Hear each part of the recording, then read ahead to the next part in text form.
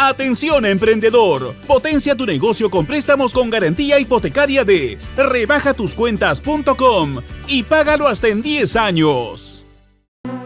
Bueno, ya estamos, como habíamos comentado, con el general Otto Guibovich, excomandante general del Ejército y además excongresista de la República. ¿Cómo está, general? Muy buenas noches, gracias por acompañarnos. Omar, buenas noches, gracias por la oportunidad. Bueno, y aprovechar su conocimiento de la institución, además, para que nos trate de explicar qué es lo que ha sucedido con esta intervención que ha hecho el Ministerio Público y la Policía. Se ha detenido, entiendo, a un general y 5 oficiales del Ejército peruano y también algunos suboficiales en lo que es un caso sobre robo sistemático de combustible en el norte del país. Le pregunto porque entiendo que no es la primera vez que ocurre una situación así dentro de la institución. Está el caso del general Donaire también.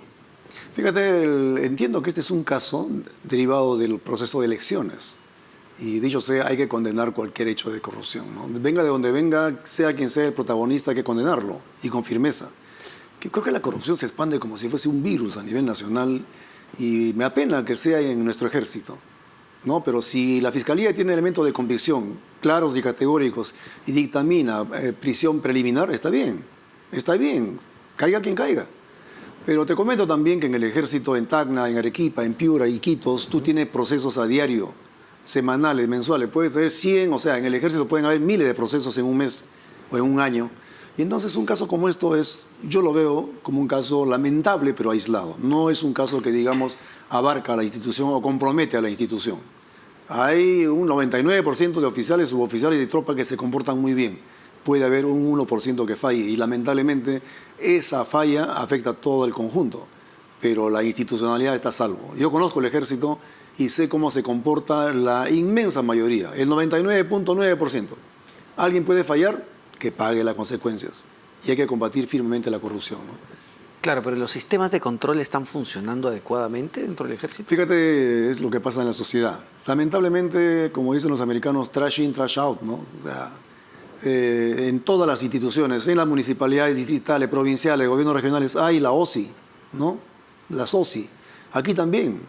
Pero igual, o sea, cuando alguien tiene la predisposición de hacer las cosas mal, la va a hacer. Pero luego va a pagar las consecuencias. En el camino daña a la institución, o afecta a la imagen de la institución. Pero lógicamente, si tienes un espíritu delincuencial, vas a intentar sacarle la vuelta a la ley, vas a poder hacerlo, pero en algún momento te van a poner un freno. Lo que sí quiero reiterar, Omar, que esto no es un tema, digamos, de carácter institucional o esparcido o generalizado. Han habido casos como el que tú mencionas del año 2007, 2008. Después creo que en el 2013 o 2014 hubo un caso parecido y ahora este, pero no es una generalización, ¿no? De ninguna manera, es una excepción más bien y que tenemos que buscar de depurar y hay que hacer que las inspectorías funcionen. Quizá también a nivel de institución deberíamos hacer un poquito lo que se está haciendo a nivel de Contraloría, a nivel nacional, capacidad sancionadora pero más efectiva y también acompañamiento. Quizá las inspectorías, en vez de buscar la parte punitiva, la parte sancionadora, también deberían acompañar en el proceso para evitar alguna desviación que se pueda producir en el camino. Ahora, quería ir al otro tema que comentábamos con la exministra Marisol Pérez Tello, que es interesante, que es el rol del ejército justamente en esta época de convulsión social, y comentábamos también que el actual jefe del Comando Conjunto, el general Gómez de la Torre, declaró ante el Ministerio Público que él iba a informar, digamos, de manera sistemática, importante a la Presidenta de la República de lo que venía pasando.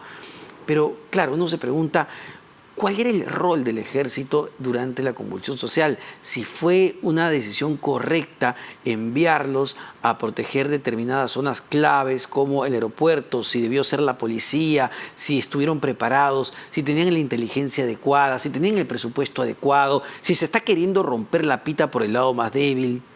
Fíjate, la Constitución y las leyes son claras, ¿no? La Fuerza Armada solamente sale cuando la policía es desbordada y se sobrepasa su capacidad.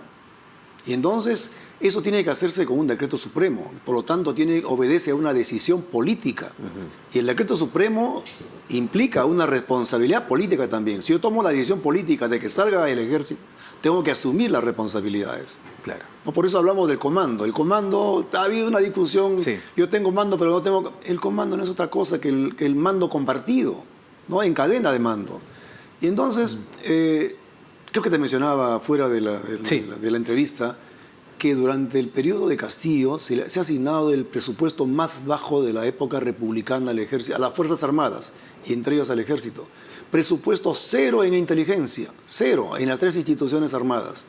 Imagino que en previsión a lo que ellos tenían pensado hacer el golpe de Estado, imagino que previsión a ello, para neutralizar la inteligencia.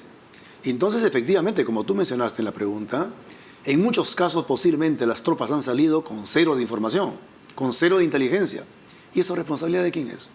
Política. Pero hay que asumir la responsabilidad política. Y es cierto, las Fuerzas Armadas salen excepcionalmente y los roles tienen que estar definidos. Ahora, también es cierto, de otro lado, Omar, que en el nivel estratégico nacional, el jefe del Comando Conjunto puede reportar a la presidenta o al presidente de turno, pero temas de nivel estratégico.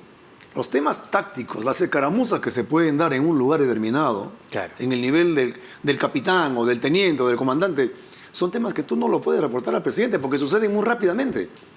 Pero la decisión de dónde empleo, dónde despliego tropas, esos niveles estratégicos, eso sí lo debe conocer el presidente de la República. Yo he sido 40 años oficial, a mí nunca me ha dado una orden un presidente, ni nunca le he reportado a un presidente de una operación táctica. Los niveles estratégicos sí. Chavín de Huántar se convirtió, lo que parecía algo táctico, se convirtió en una operación estratégica dada la repercusión nacional. Y el presidente tuvo conocimiento del hecho. Y es más, entiendo que el presidente mismo conocía del desarrollo de la operación. Pero son niveles estratégicos. Lo que pase abajo, a nivel batallón, a nivel compañía, a nivel sección, eso no lo va a conocer el presidente, pues. Es imposible. Claro. Pero pasarías todo el día reportando al presidente. Sí, claro, pero a ver, también a lo que iba, ¿no? Porque es importante entender cuán fortalecidas o cuán desprotegidas están nuestras propias Fuerzas Armadas. Para mí, y creo que para muchos peruanos también fue dramático y traumático que unos jóvenes miembros de las Fuerzas Armadas, además que eran también de Puno, murieran de la forma que murieron, ahogados por un lago, por un río. Muy doloroso. Eso fue muy doloroso, pero era un episodio en que hay que entender también las circunstancias, ¿no? Las tropas salen, cruzan el río sin problemas en la mañana. No había la presión de la turba, de los vándalos. Y entonces al retornar intentan hacer lo mismo, ¿no? Cadena humana, o sea, para cruzar un río que no es muy amplio ni muy profundo, te coges de las manos, haces cadena humana y cruzas. Pero la cadena humana se rompió porque le lanzaron avellanas, porque le lanzaron ondas. Por eso la gente estaba con la cabeza rota. En un río que no tiene rocas, es un río en el altiplano. Y entonces ese caso desborda y mucha gente dice, el capitán tiene la culpa porque dio la orden de cruzar el río. Claro, porque el puente estaba bloqueado, pues. ¿No? Y cuando intentas cruzar el río, te vinieron encima. Esos casos tienen también que analizarse y ver, y no solamente pretender culpar únicamente a los oficiales o a los suboficiales o a los sargentos. Hay que ver, hay que ponderar, ¿no? De quiénes son los verdaderos responsables de estas consecuencias que hoy lamentamos. Hay gente interesada detrás en generar ese caos. Y ellos claro, todavía no están en manos de la justicia. Sí, claro. ¿Y cree que hay un lavado de manos? Espero que no haya, y espero que la Fiscalía funcione como corresponde y la justicia también, porque tiene que aclararse, ¿no? Estos temas tienen que aclararse. Si queremos vivir un clima de paz, tenemos que dejar las cosas muy en claro. Nadie debe quedarse con dudas, particularmente los familiares de aquellos que han fallecido. Ellos tienen que quedar claramente cuáles son los niveles de responsabilidad, pero hay que encontrarlos. Hay grandes asusadores que están escondidos y siguen escondidos, que son los grandes responsables. Fíjate, cuando intentaron la mal llamada toma de Lima, la tercera mal llamada toma de Lima, cuando se pone al descubierto quiénes eran los cabecillas, se acabó la toma de Lima, porque los cabecillas, al verse descubiertos, desaparecieron. Entonces es un tema de responsabilidades de quiénes son los asusadores y los organizadores, pero tiene que determinarse. Hoy día entiendo que ya las Fuerzas Armadas tienen presupuesto para inteligencia y tiene que determinarse quiénes son los verdaderos causantes que a veces se esconden y envían a la población, envían a los jóvenes, envían a las mujeres, a las damas, adelante para enfrentarse y tirar piedras y que ellos asuman la responsabilidad. No puede ser, eso no puede ser, ¿no? Tenemos que buscar un clima de paz, hay que construir la paz. Y yo sí creo firmemente que eso pasa por determinar responsabilidades con claridad. Muchísimas gracias, general. Gracias a ti, Otto Marco, Guibovich, excomandante del Comando Conjunto y excongresista.